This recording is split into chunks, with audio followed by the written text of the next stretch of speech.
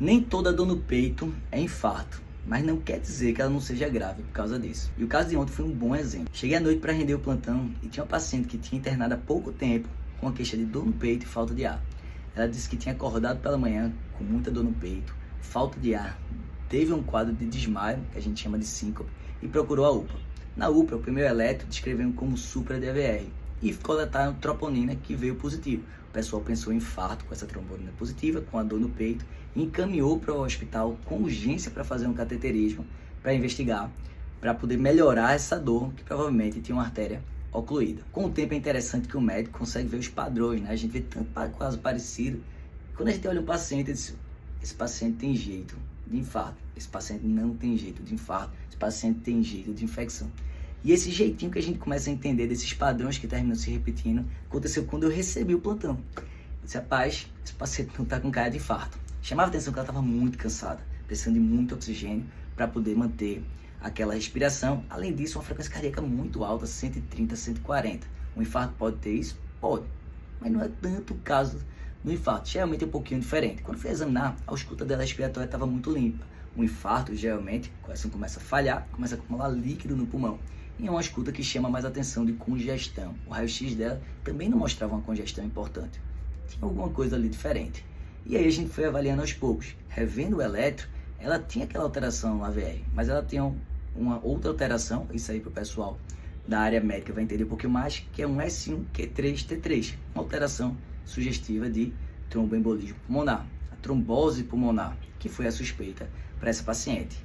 Diante desse raciocínio, a gente começou a ver outras coisas. Foi interessante que eu descobri o lençol para dar uma olhada nela e a perna direita dela estava mais inchada do que a perna esquerda. Isso provavelmente é um trombo na perna que migrou para o pulmão, fazendo esse tromboembolismo pulmonar. Ela disse que aquela perna inchada tinha começado pela manhã.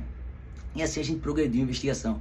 Fez um eco que estava disponível e viu que as câmaras direitas do coração, parte direita, o ventrículo direito que envia o sangue para o pulmão, estava bem dilatado, disfuncionante. Ele estava sofrendo para conseguir mandar aquele sangue para o pulmão.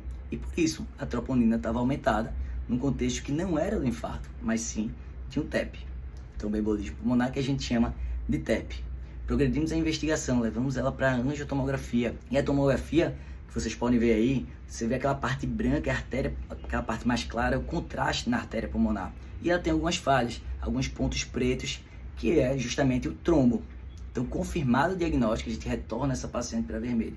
Felizmente, ela evoluiu com piora do quadro. Ela começou a ficar muito mais cansada e a gente teve que realizar a intubação. Por causa dos sintomas de gravidade, a gente chama de um TEP de alto risco. Esse, na verdade, é até um TEP maciço, porque ela começou a fazer uma pressão mais baixa. Então, a gente tinha que agir. A gente tem dois tratamentos para o TEP.